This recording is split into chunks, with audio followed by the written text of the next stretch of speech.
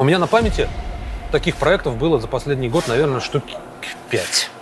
Где вот с самого первого дня был какой-то человек, который вот прям сюда не клади, сюда не ставь, завтра эти придут. Так, ты какого хера здесь размотал? Ты в проект вообще смотрел?